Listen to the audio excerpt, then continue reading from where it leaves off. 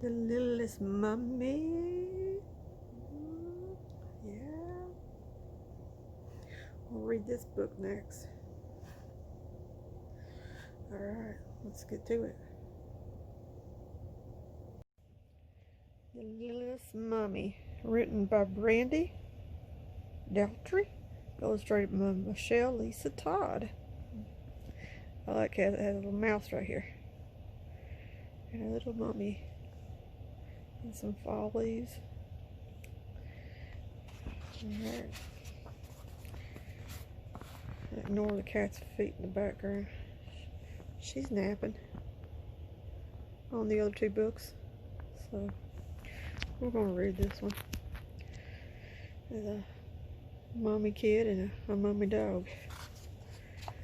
And a mouse and a cat. Let's get a good picture of that. I like how that cat has a skull. Choker. For my Asian friend, Jim Raffay.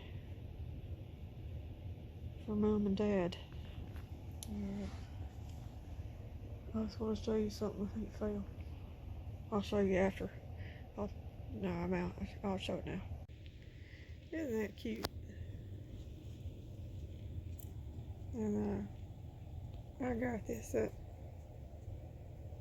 at that place called At Home. I just thought it was interesting that this cat has a skull collar, and the cat in the picture also does. Anyway, let's get back to reading. Alright. Here we go. May was a mummy. She lived with her family in the spooky woods. There were many mummies in May's family, but May was the littlest one.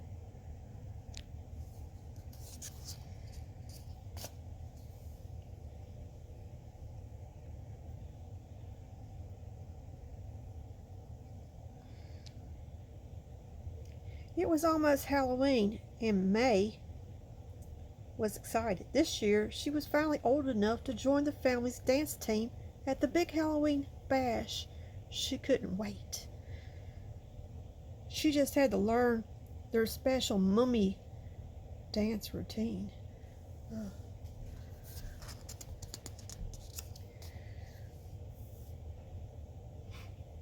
First, May's big brother Mike coached her on her moan. She took a deep breath and groaned, but it sounded like a whisper. Louder, May, Mike shouted, but May was groaning as loud as she could. Mike shook his head. You're not old enough. Your voice is too little, he said. Maybe the twins could help.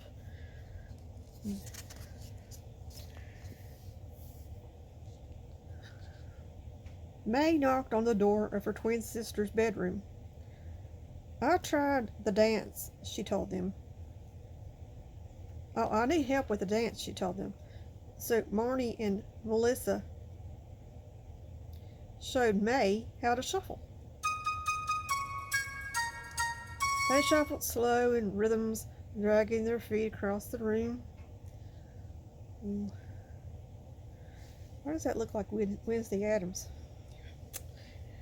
Alright, anyways, let's move along. But when May tried, her little feet tangled in her wraps, and she fell in a heap on the rug. You're too little, Melissa said. Too small, Marnie added. How sad.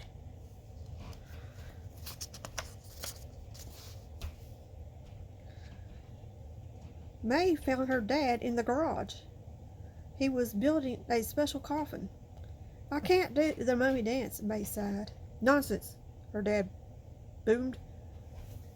Let's see your scary face. So May stood up extra tall, put on the scariest face she could muster. Her dad laughed. That's pretty cute for a scary face. Oh. May frowned. Do I have to do the mummy dance? She asked. May's dad wrapped her in a big hug. Not if you don't want to, but why don't you go see your mother? She might have an idea, he said.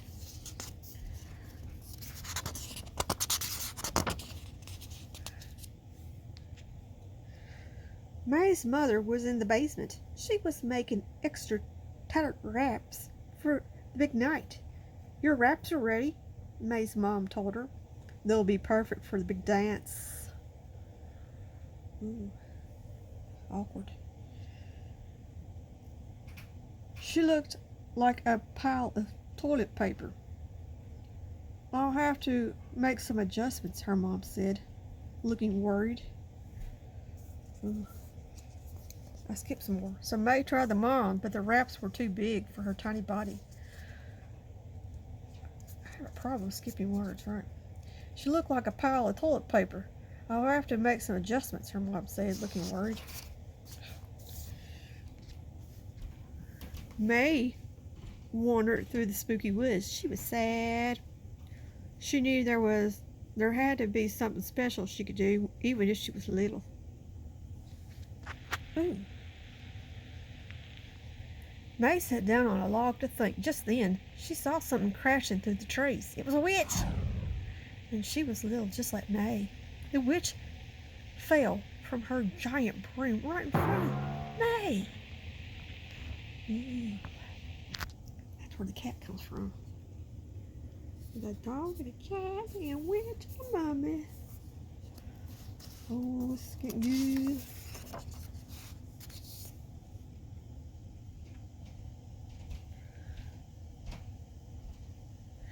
Hi, the witch said, brushing herself off. I'm Wilma. Hi, May said. Are you okay? Wilma sighed. I'm too little for the broom flying demonstration. May nodded. I'm too little for the mummy dance. Wilma smiled a big smile. At least we'll have each other at the party. May smiled too.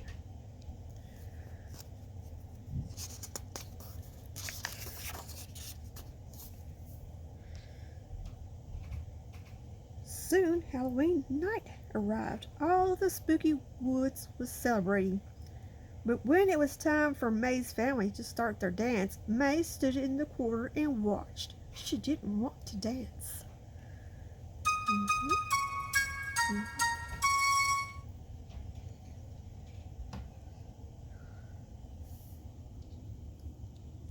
Wilma stood next to her holding her broom. May's family was really good. The mummy dance finished and everyone clapped. And they're all clapping.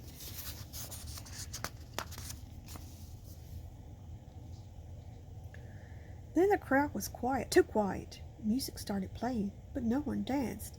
No one knew what to do next. The mayor seemed nervous.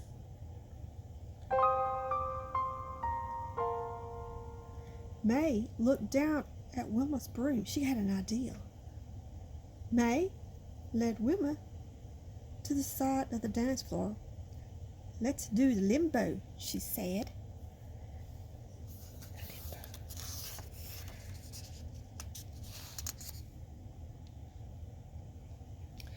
Wilma held one end of the broom, and her black cat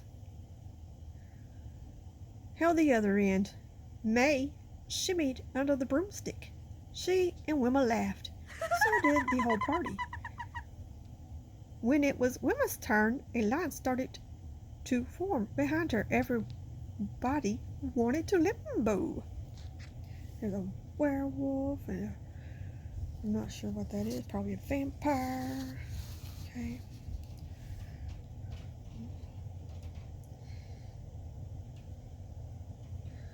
The Halloween party was a smashing success, all thanks to May and Wilma.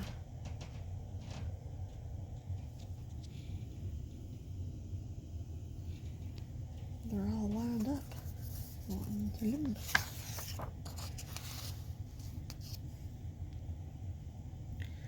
May might have been too little for the mummy dance, but she wasn't too little to find her own special thing. And more important, she was not too little to make a friend. Aww, that's so sweet.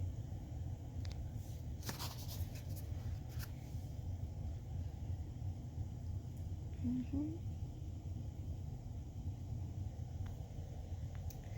And that's the end of the book, Littlest Mummy.